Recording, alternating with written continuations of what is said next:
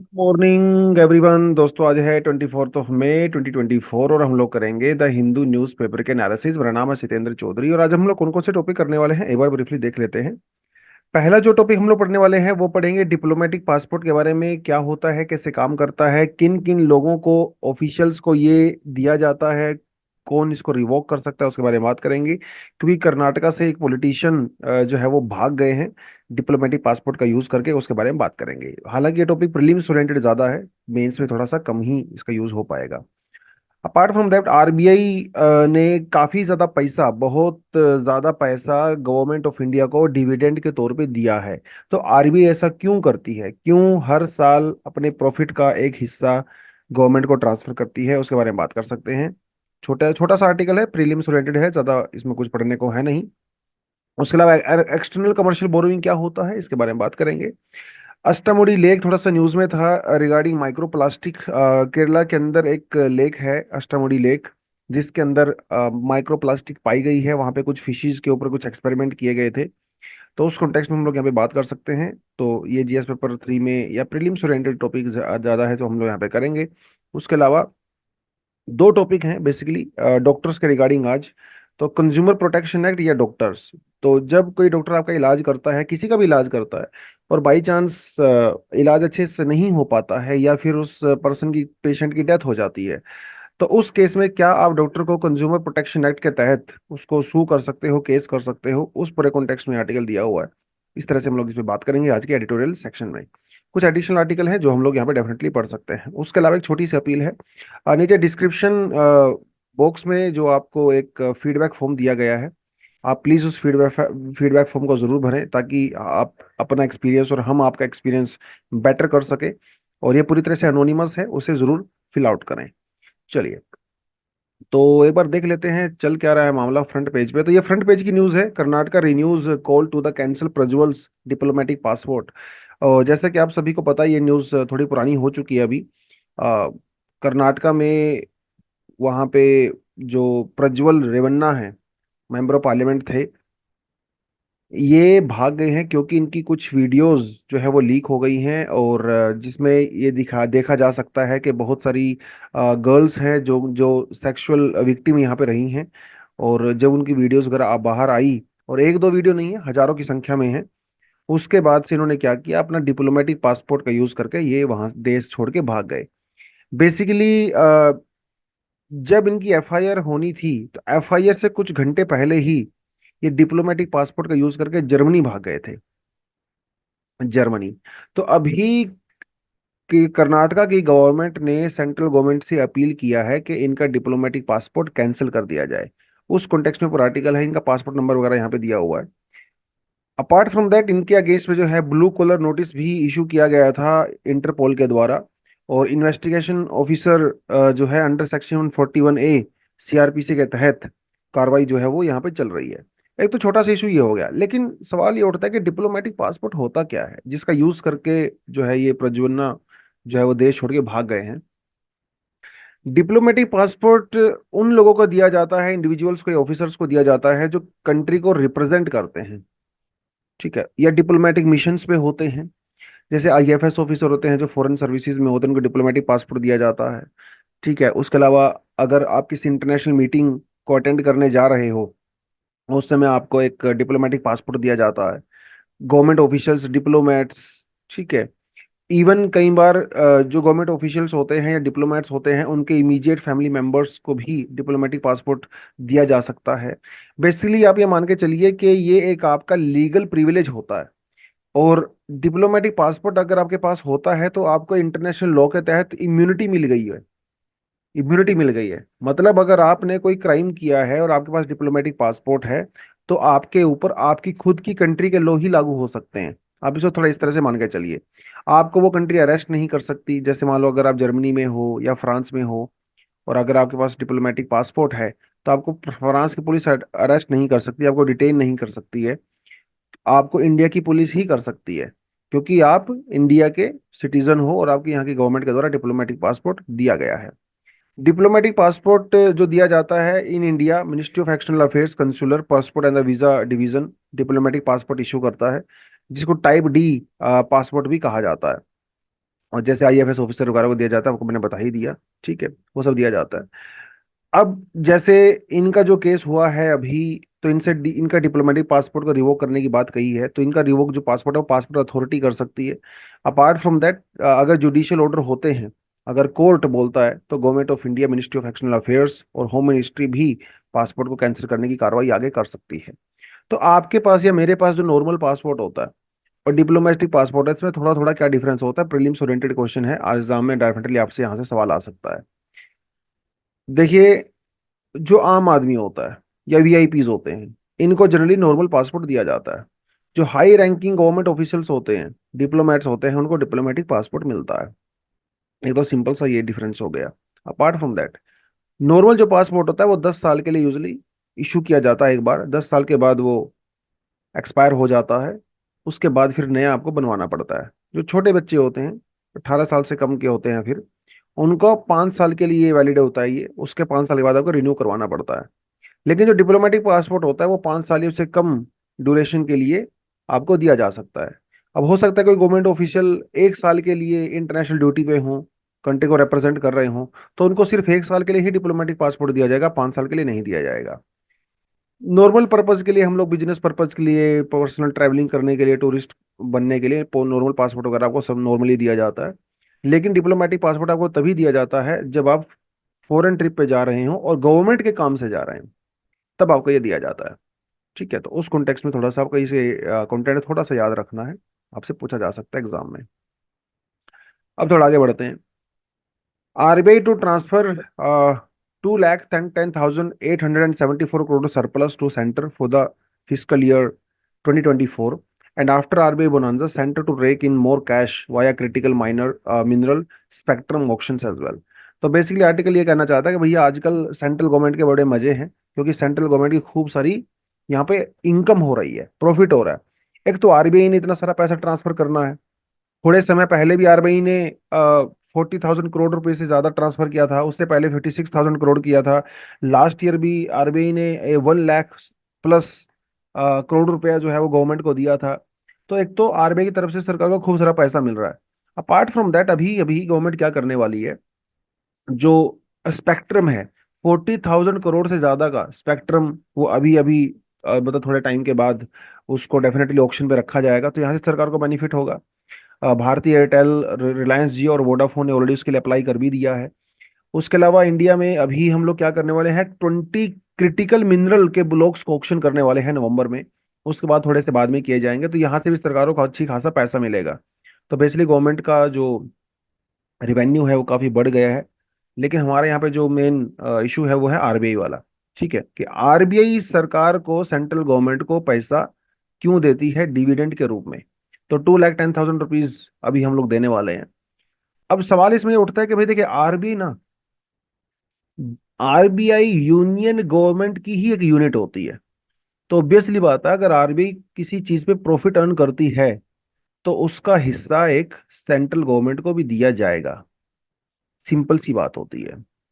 Now, RBI, देखो कोई भी चीज प्रॉफिट किस चीज पे कमाएगी, अर्न करती है, जो उसके एसेट्स होते हैं। और हमारे आरबीआई के पास खूब सारे एसेट्स होते हैं। आपको ये पता है कि आरबीआई बैंकों का बैंक होता है, बैंकर्स बैंक होता है आरबीआई। तो अगर कोई बैंक, जैसे state bank of India PNB, अगर वो आरबीआई से पैसा बोरो करता है, तो उसको, उस बैंक को, आरबीआई को इंटरेस्ट रेट पे करना पड़ता है, जिसे हम लोग रेपो रेट कहते हैं। वो जो इंटरेस्ट होता है, वो एक्चुअली आरबीआई के एक तरह से प्रॉफिट आप मान के चलिए। अपार्ट फ्रॉम दैट, जो गवर्नमेंट सिक्योरिटीज होती हैं, जो गवर्नमेंट बॉन्ड्स होता है, जीसैक होता है, वहां से भी आरबीआई को बहुत सारा प्रॉफिट मिलता है। सेंट्रल गवर्नमेंट या स्टेट गवर्नमेंट को जो लोन दिया जाता है, डायरेक्ट लोन दिया जाता है आरबीआई के द्वारा, जैसे स्टेट डेवलपमेंट लोन देते हैं या जीसैक होता है, उसके द्वारा भी आरबीआई को खूब सारा बेनिफिट मिलता है। अपार्ट फ्रॉम दैट, जो फॉरेन करेंसीज वगैरह होती हैं, क्योंकि आरबीआई उसको जो है फॉरेन करेंसी को संभाल के रखती है और उसको कस्टडी में रखती है। फॉरेन करेंसी से जो प्रॉफिट मिलता है, उनकी वैल्यूज वगैरह बढ़ने की वजह से, उसकी वजह से भी खूब सारा प्रॉफिट आरबीआई को होता है। अब ये आरबीआई का जो प्रॉफिट होता है, अल्टीमेटली उसको वो सेंट्रल गवर्नमेंट के साथ उसको शेयर करना पड़ता है। क्योंकि उससे कुछ खर्चे होते हैं, खर्चा निकाल के बाद जो पैसा बचता है वो दे दिया जाता है। जैसे उसके स्टाफ की सैलरी होती है, ऑफ कोर्स वो उसको तो देना ही पड़ेगा। आरबीआई जो है नोट्स को प्रिंट करती है, प्रिंटिंग करने में नोट्स में खूब सारा खर्चा सरकार का आता है। अपार्ट फ्रॉम दैट, जो रेंट होता है, स्टेशनरी होती है, खूब सारे खर्चे होते हैं, बिल्डिंग के रेंट वगैरह होते हैं। वो सब निकालने के बाद जो पैसा बचता है आरबीआई के पास, आरबीआई उसको सेंट्रल गवर्नमेंट को दे देती है। ठीक है। नाउ, अब इसके रिगार्डिंग हम लोग आरबीआई सरकार को कितना पैसा दे प्रॉफिट के रूप में, उसके लिए हम लोगों ने कई कमेटी डिफरेंट तरीके से बनाई थी। 2004 में हम लोगों ने उषा थोरट कमेटी बनाई थी, जिनका यह कहना था कि 18% जो आरबीआई का एसेट होता है वो सेंट्रल गवर्नमेंट के पास जाना चाहिए। फिर मालेगाम कमेटी हम लोगों ने बनाई, जिसने भी यही कहा कि आरबीआई का जो 100% प्रॉफिट है, टोटल प्रॉफिट, वो डिविडेंड के रूप में जो है गवर्नमेंट के पास जाना चाहिए। 2014 की ये मालेगाम कमेटी बताती है। जो सबसे इंपॉर्टेंट कमेटी जो यहाँ पे बनी बाद में, उसे कहते हैं बीमल जलान कमेटी। 2019 में ये बनाई गई थी, और बीमल जलान कमेटी ने कई इंपॉर्टेंट रिकमेंडेशन यहाँ पे दी। और अभी 2024 में जो पैसा ट्रांसफर हुआ है from RBI to central government, वो बीमल जलाल कमेटी की रिकमेंडेशन के बेसिस पे ही हुआ है। तो बेसिकली बीमल जलाल कमेटी के जो कोर जो इन्होंने रिकमेंडेशन दिया था वो यही था कि साहब, आपके पास जो इकोनॉमिक कैपिटल है, मतलब आपके पास जो पैसा प्रॉफिट बचा है, आप क्या करें, उसमें से जो रियलाइज्ड इक्विटी को काउंट करें। रियलाइज्ड कमेटी का मतलब होता है जो कंटीजेंसी फंड होता है। ठीक है, इमरजेंसी के तौर पे जो फंड होता है, आप उसको माइनस कर लें अपने टोटल कैपिटल, इकोनॉमिक कैपिटल से। जो रिस्क वगैरह हैं वो सब साइड में रख के, उसके बाद जो पैसा बचता है वो आप उसको सेंट्रल गवर्नमेंट को दे दीजिए। क्योंकि ये कमेटी 2019 में बनाई गई थी। अभी गवर्नमेंट ने रिसेंटली 2019 का प्रॉफिट जो 57,000 बनता था, वो गवर्नमेंट को ट्रांसफर किया है। पिछले साल भी 2023 के अंदर आरबीआई ने 1.76 lakh rupees, crore, central government को दिए हैं on the basis of Bimal Jalan committee. और 2024 में 2 लाख समथिंग जो वो सेंट्रल गवर्नमेंट को देगी।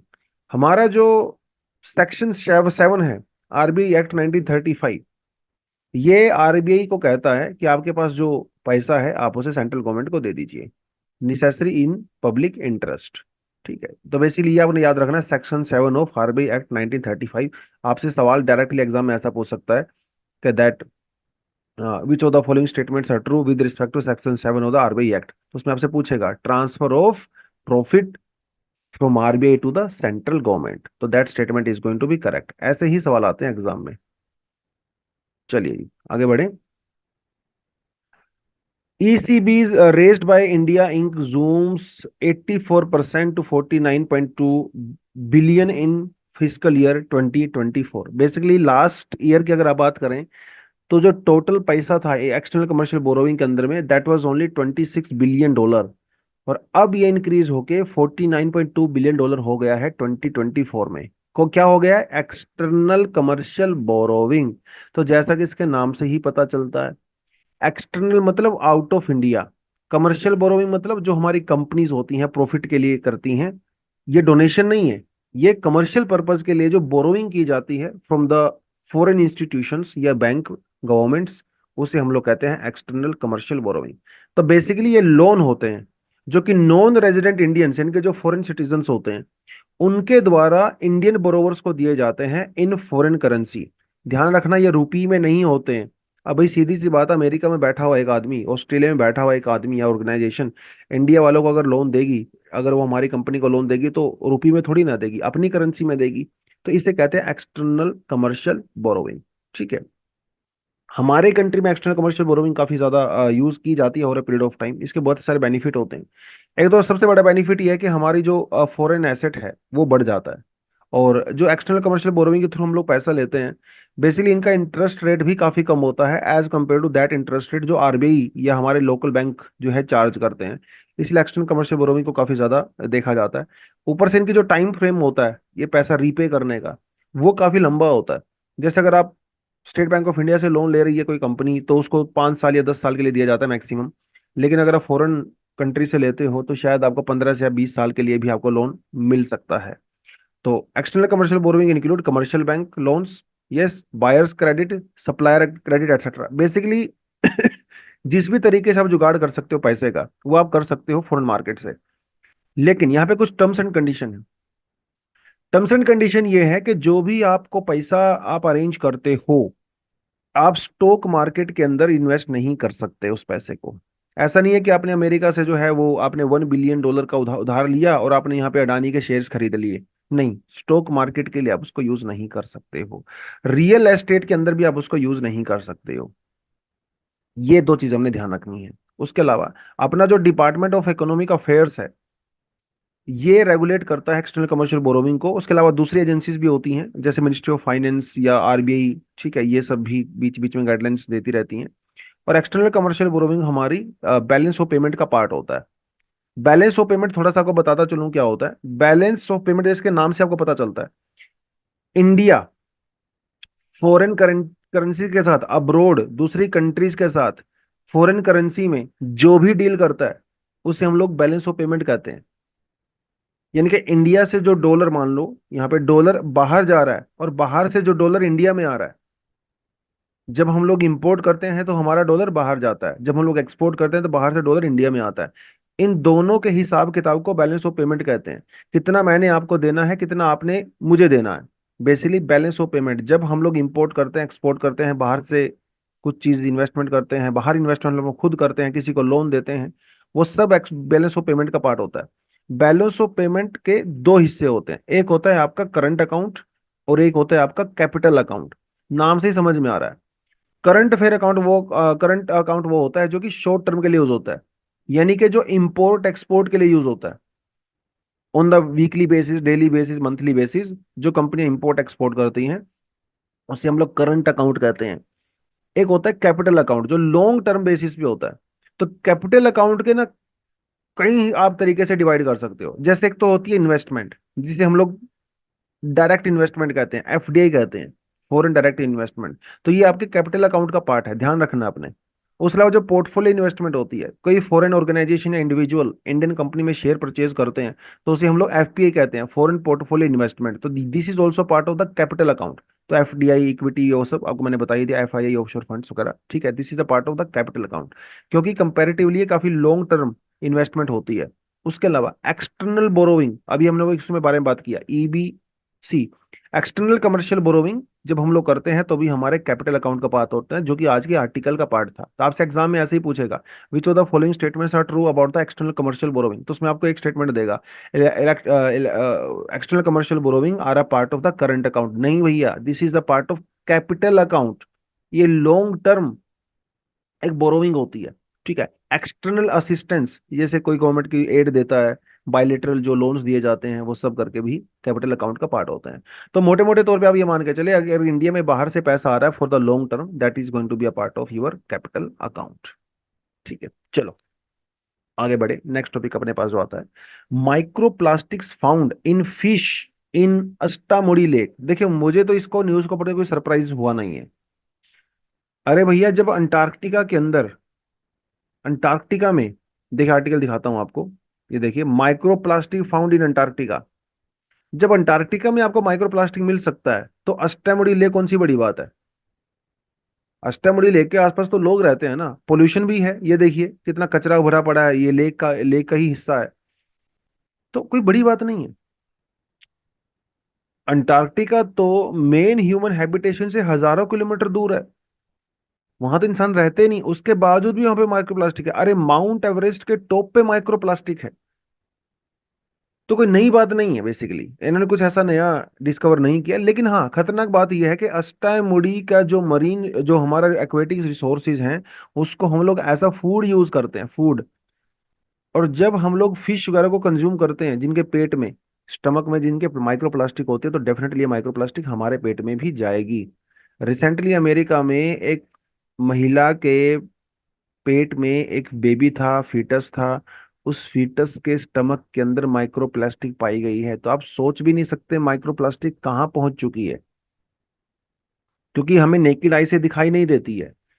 Cleanest environment in the world, जहां लगता है कि भैया यहाँ तो प्लास्टिक हो ही नहीं सकती, वहां पे आपको माइक्रो प्लास्टिक देखने को मिल रही है। राइट। तो बड़ी खतरनाक चीज है। माइक्रो प्लास्टिक किसी भी प्लास्टिक का वो टुकड़ा होता है जो कि 5 मिलीमीटर से छोटा होता है। It's very dangerous specially for the ocean life and the aquatic life. Micro plastics को लेके इंडिया में कई सारे डिसीजंस लिए गए हैं, ऑल ओवर द वर्ल्ड लिए गए हैं वैसे तो, लेकिन ग्राउंड पे इसका कोई खास इंपैक्ट नजर नहीं आ रहा है। जैसे हम लोगों ने 2022 के अंदर सिंगल यूज प्लास्टिक को बैन कर दिया था इंडिया में। राइट। उसके अलावा हमारे जो पीएसयूज वगैरह हैं, जो पब्लिक सेक्टर अंडरटेकिंग्स हैं, सरकारी जो कंपनियां होती हैं, वो सिंगल यूज प्लास्टिक प्रोडक्ट्स को जो है इंपोर्ट नहीं कर सकती, वो हम लोगों ने बैन कर दिया है। इंडिया ने सॉलिड प्लास्टिक वेस्ट को इंपोर्ट करने से बैन कर दिया है। तो ऐसे कुछ कुछ चीजें हम लोगों ने किया। 2016 जो हमारा पुराना प्लास्टिक एक्ट था उसके अंदर भी हम लोगों ने अमेंडमेंट किया, जिसके अंदर प्रोड्यूसर्स की हम लोगों ने एक्स्ट्रा रिस्पॉन्सिबिलिटी डाल दिया। प्रोड्यूसर समझते हो, जैसे पेप्सी है, कोक है, ठीक है, ये बड़ी बड़ी कंपनियां जो बहुत प्लास्टिक जनरेट करती हैं। तो अभी हम लोगों ने क्या कर दिया, लीगल तौर पे इनको भी रिस्पॉन्सिबल कर दिया कि भैया आप जो प्लास्टिक जो जनरेट करोगे उसको प्रोसेस भी करिए। लेकिन ग्राउंड पे तो कुछ खास इम्पैक्ट नजर नहीं आ रहा अनफॉर्चुनेटली। लेकिन थोड़ा सा प्रीलिम्स के परस्पेक्टिव से जो अष्टामुड़ी लेक है इसके बारे में हमको पता होना चाहिए।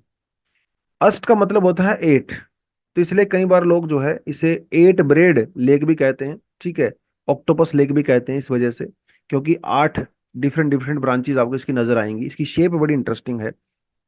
कोल्लम जो डिस्ट्रिक्ट है केरला के अंदर, वहां पे पाई जाती है। And it is the most visited back water lake in the state. Kerala में एक और लेक पाई जाती है, वेम्बनाड लेक, ठीक है, which is the largest one. उसके बाद जो दूसरे नंबर पे आती है वो यही है, अष्टामुड़ी लेक। और यहाँ के जो बोट हाउसेस हैं, हाउस बोट वगैरह हैं, बैक वाटर्स रिजोर्ट्स वगैरह हैं, वो काफ़ी फेमस हैं। तो टूरिस्ट डेस्टिनेशन है एक बहुत बड़ी। और रामसर साइट तो ऑफ कोर्स है ही। एंड अपार्ट फ्रॉम दैट 2014 की अगर बात करें तो clam governing council of the Ashtamudi lake became the first marine stewardship council certified fishery in India for their sustainable clam fishing. तो एक्चुअली काफ़ी सस्टेनेबल फिशिंग हमें की जाती है। लेकिन उसके बावजूद भी जो है माइक्रो प्लास्टिक यहाँ की कई सारी फिशीज के स्टमक्स में देखने को मिली है, which was a matter of concern. तो बस थोड़ा सा प्रीलिम्स के परस्पेक्टिव से हल्की फुल्की फैक्चुअल इन्फॉर्मेशन आपको पता होनी चाहिए। एक आर्टिकल है और मुझे तो बड़ा इंटरेस्टिंग भी लगा, और आप भी इसमें अंदर डेफिनेटली पार्टिसिपेट करें। Being rich no excuse to skirt medical services in the rural area, says supreme court जज। बात ऐसी है कि कर्नाटका के अंदर थोड़े समय पहले एक नोटिफिकेशन आया था कर्नाटक की गवर्नमेंट का। उन्होंने ये कहा था कि भाई डजेंट मैटर, आप किसी प्राइवेट कॉलेज से या किसी गवर्नमेंट कॉलेज से मेडिकल की पढ़ाई कर रहे हैं, ठीक है, आप ग्रेजुएशन कर रहे हैं, पोस्ट ग्रेजुएशन कर रहे हैं, इवन सुपर स्पेशलिटी अगर आप कैंडिडेट हैं किसी चीज के, कोई भी आप पढ़ाई कर रहे हो, आपको 1 साल तक रूरल एरियाज में सर्व करना पड़ेगा। आप 1 साल रूरल एरिया में सर्व करिए, उसके बाद ही आपको नो ऑब्जेक्शन सर्टिफिकेट दिया जाएगा, और तब जाके आपको लाइसेंस मिलेगा और आप प्रैक्टिस कर सकते हो अपनी मर्जी से। मतलब 1 साल आपको गांव में लगाना ही पड़ेगा। अब भाई कुछ डॉक्टर की चीज पसंद आई नहीं। उन्होंने कहा कि साहब ये तो हमारे आर्टिकल 14 का सीधा सीधा सा वायलेशन है। राइट। तो कोर्ट के अंदर ये मामला गया। तो हालांकि अभी सुप्रीम कोर्ट ने फाइनल जजमेंट इसमें नहीं सुनाया है, लेकिन जज साहब ने एक बात बोली है इन लोगों को कि भाई अगर आप प्राइवेट इंस्टीट्यूट के अंदर पढ़ भी रहे हो, तो क्या नेशन बिल्डिंग आके अंदर आपकी कोई जिम्मेदारी नहीं है क्या?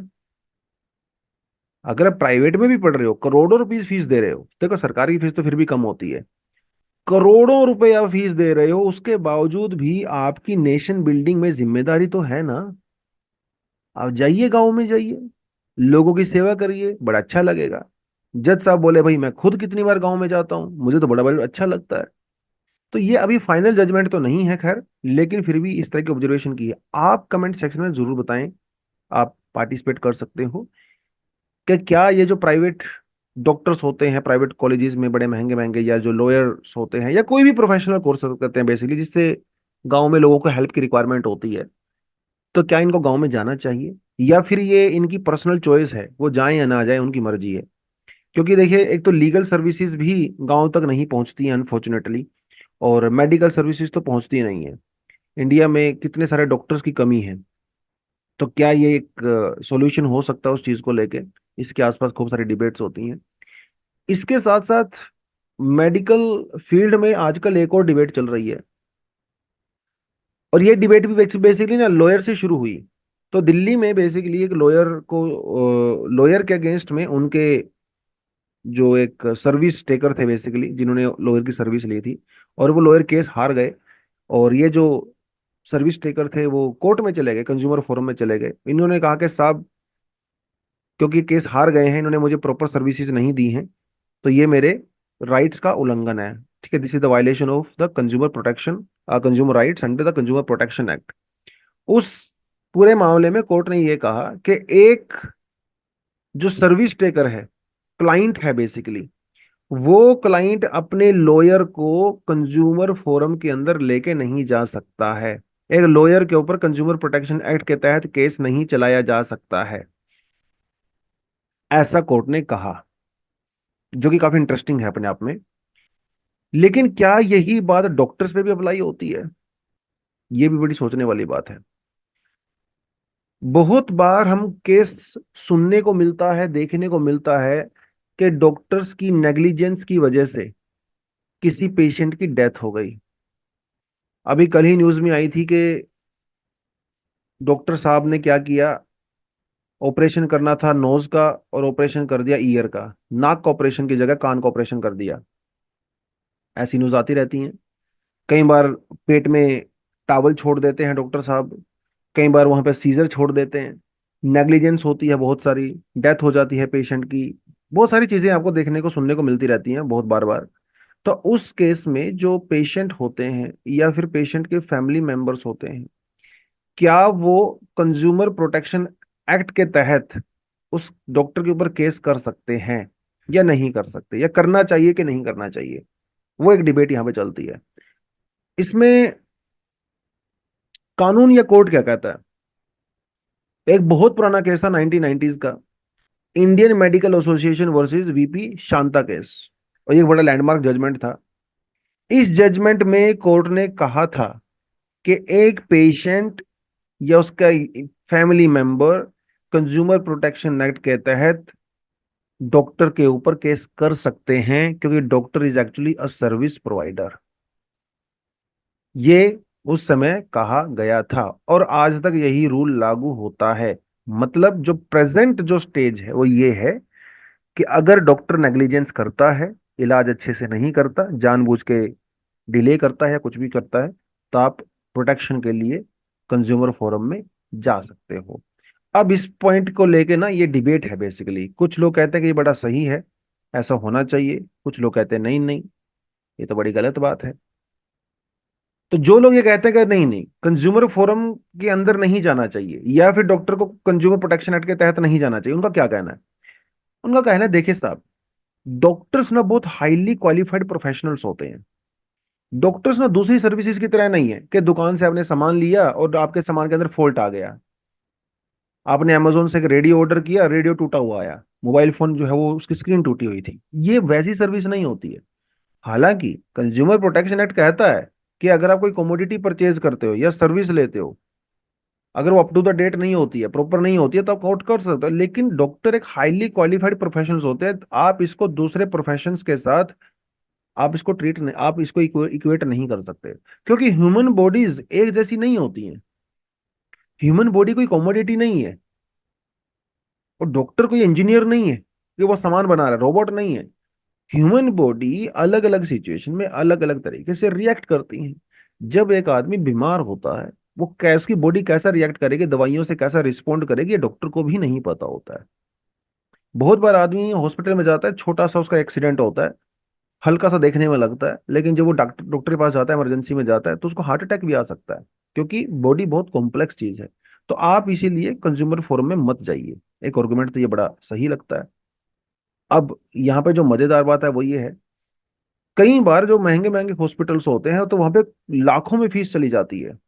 तो ऐसा देखा जाता है कई बार कि जो पेशेंट होते हैं, उनको फीस ना देनी पड़े, इसलिए वो डॉक्टर की कंप्लेंट कर देते हैं कंज्यूमर फोरम में। और ये मामला फिर 10 12 साल 15 साल तक चलता रहता है। डॉक्टर की इनोसेंस प्रूफ होती है 8 10 साल के बाद, फिर जाके कहीं मामला वो सेटल डाउन होता है। एक तो ये फोल्स केस भी देखने को मिलते हैं। दूसरी एक बड़ी बात ये है, अब क्योंकि डॉक्टर की अंदाजा है कि ऐसा हो सकता है, तो डॉक्टर क्या करते हैं, बहुत सारे टेस्ट करवाते हैं। जहां पे एक टेस्ट की रिक्वायरमेंट थी वहां पे डॉक्टर 5 टेस्ट करवाता है। क्यों करवाता है? डॉक्टर को यह लगता है कि अगर उसके ऊपर केस हुआ तो कम से कम उसके ऊपर उसके पास ना डॉक्यूमेंट्स होंगे, ये दिखाने के लिए बाद में कोर्ट में कि देखो साहब मैंने तो इलाज ठीक किया था। अब जब आप एक की जगह 5 टेस्ट करोगे तो आपकी कॉस्ट तो बढ़ी जाएगी, तो ट्रीटमेंट का खर्चा बढ़ जाता है पेशेंट का। पेशेंट के साथ बाद में जो होगा वो होगा, लेकिन डॉक्टर सेफ्टी के लिए, एक्स्ट्रा सेफ्टी के लिए खर्चा बढ़ जाता है, which is bad for the patient and it's family also. इसीलिए कंज्यूमर प्रोटेक्शन एक्ट के अंदर में डॉक्टर्स को नहीं आना चाहिए। That is one side of the argument. Another side of the argument वो क्या कहता है, वो कहता है कि भाई देखिए, अगर कंज्यूमर डिस्प्यूट रिड्रेसल कमीशन नहीं होगा तो पेशेंट कहाँ जाएंगे? ये इतने सारे जो केस हम लोग सुनते हैं, ये लोग कहाँ जाएंगे? इनका तो कोई सहारा नहीं है ना। तो ग्रीवेंस रिड्रेसल तो होना ही चाहिए, और कंज्यूमर प्रोटेक्शन एक्ट के तहत अगर ये हो रहा है, ये बहुत अच्छी बात है। तो जब कोई आदमी एक प्रोडक्ट खरीदता है या सर्विस खरीदता है as per consumer protection act, और अगर वो डिफॉल्ट होता है तो आप कोर्ट में जा सकते हो। तो फिलहाल ये लीगल पोजीशन है। अगर कोई कंज्यूमर, कोई पेशेंट जा रहा है अगर कंज्यूमर फोरम में, तो ये उसका लीगल राइट है, और आप उसको लीगल राइट यूज करने से नहीं रोक सकते हो। और जो मेडिकल प्रोफेशन है, डेफिनेटली ये बिजनेस नहीं है। हालांकि आजकल तो देखा जाए बिजनेस जैसा ही है। हालांकि ये बिजनेस नहीं है इन वन सेंस, लेकिन सर्विस तो है ना। सर्विस तो है ही। और आप सर्विस अच्छी नहीं दोगे तो फिर आप आउटकम भुगतने के लिए भी तैयार रहिए। और जब लोग कहते हैं कि फेक केस कर दिया डॉक्टर के ऊपर, रेयरेस्ट ऑफ रेयर केस में ऐसे फेक केस होते हैं। अब तक ऐसा हार्डली कोई केस आया है कंज्यूमर फोरम के सामने जब ये प्रूफ हुआ है कि पेशेंट ने जानबूझ के डॉक्टर के ऊपर केस किया है। Mostly case 99.99% case actually by genuine होते हैं, जहां पे एक्चुअली माल प्रैक्टिस हुई है। पेशेंट पागल नहीं है, वो 10 12 साल तक कोर्ट के चक्कर लगाएगा जस्ट पैसा बचाने के लिए। नहीं, जेन्युइनली अगर कुछ हुआ है तभी वो इतनी बॉदरेशन करता है। राइट। ये सब चीजें हैं जो कि प्रो एंड कॉन्स या कहें, या इस पूरे डिबेट में आर्गुमेंट्स फेवर में अगेंस्ट में हो सकते हैं, आपको ये पता होना चाहिए। अब वे फॉरवर्ड क्या हो सकता है इस चीज का, what could be the possible solution, बीच का रास्ता, मिडिल वे, वो क्या हो सकता है? मिडिल वे ये हो सकता है कि डॉक्टर की जो एसोसिएशंस हैं, ठीक है, वो खुद इस मैटर को सामने लेके आए। डॉक्टर की एसोसिएशंस खुद मिलकर एक अथॉरिटी बनाए जिसमें एक्सपर्ट मेडिकल नॉलेज वाले लोग हों, और ऐसा कोई मामला आता है तो वो खुद इसको देखें, और पेशेंट को क्या कंपनसेशन दिया जा सकता है उसके बारे में बात करें। कि अल्टीमेटली कोर्ट भी यही करता है। कोर्ट में मामला जाता है तो अब जज साहब डॉक्टर थोड़े ना है। जज साहब भी तो इन्हीं की एक सजेशन लेते हैं डॉक्टर्स की, और वो देखते हैं कि भाई ये चीज हुई थी, ये प्रोसीजर लिया गया था, ये सही था या गलत था, डॉक्टर ने यहाँ पे माल प्रैक्टिस किया कि नहीं किया। एक तो ये बड़ी बात है। Apart from that, consumer forum में भी अगर कोई केस आता है तो सबसे बड़ी दिक्कत है डिले की। 10 12 साल लग जाते हैं मामले को सेटल होने में। तो ये डिले नहीं होना चाहिए। 6 महीने में, साल भर बहुत होता है, उसमें मामला जो है वो सोल्व हो जाना चाहिए। जैसे इंश्योरेंस के लिए, बैंकिंग के लिए, इलेक्ट्रिसिटी सेक्टर के लिए, सब के लिए हमारे पास जो है लोकपाल होते हैं या ओम्बड्समैन होते हैं। तो क्या हम लोग इस मेडिकल फील्ड में कोई इंडिपेंडेंट अथॉरिटी नहीं बना सकते हैं क्या? जब हम लोग इंश्योरेंस में बना दिया, बैंकिंग में बना दिया, दूसरी जगह बना दिया, तो यहाँ पे भी बना दीजिए एक स्पेशल अथॉरिटी इसी मामले को सुनवाई करने के लिए। कितना अच्छा होगा। यस, कंज्यूमर प्रोटेक्शन एक्ट में मीडिएशन का ऑफर दिया गया है, लेकिन हार्डली मीडिएशन यूज किया जाता है। तो अगर पेशेंट और डॉक्टर के बीच में ऐसा कुछ इशू होता है तो बातचीत करके जो है सोल्यूशन कर लीजिए। ऐसा एक लीगल मीडिएशन का मैटर बना तो कोर्ट में मत जाइए ना। मीडिएशन कर लीजिए, out of the court settlement कर लीजिए, एक बीच का रास्ता जो है आप वो कर सकते हो। ठीक है। अपार्ट फ्रॉम दैट, जब एक पेशेंट जाता है हॉस्पिटल में, उसका हर रिकॉर्ड प्रॉपर तरीके से मेंटेन होना चाहिए, दोनों साइड से, दोनों साइड से। अगर पेशेंट कोई दवाई खरीद रहा है तो उसका प्रॉपर बिल आपके पास होना चाहिए, कौन सी दवाइयां कब दी गई हैं वो सारी डिटेल्स आपके पास होनी चाहिए, कौन से टेस्ट करवाए गए, किस समय पे करवाए गए, वो डिटेल आपके पास हो। उसी तरह से उस पेशेंट की हिस्ट्री, उस पेशेंट के ट्रीटमेंट का प्रोसीजर, वो भी डॉक्टर द्वारा प्रॉपर्ली मेंटेन किया जाना चाहिए। तो अगर कल को कोई ऐसा केस होता है तो, क्योंकि अगर आपके पास डॉक्यूमेंट होंगे ना, तब बहुत जल्दी जो है ये सब डिसीजन सॉल्विंग प्रोसीजर वगैरह सब हो सकता है। सो ये थोड़ा सा वे फॉरवर्ड है यहाँ पे। ये इसके आर्गुमेंट जो है वो सपोर्ट में थे, आर्गुमेंट जो है अगेंस्ट में थे, जो थोड़ा आपको पता होना चाहिए। उसके अलावा कुछ एडिशनल आर्टिकल हैं, ये भी आप पढ़ सकते हो। तो आज के लिए इतना ही है। Thank you very much, all the best, जय हिंद, जय जवान, जय किसान।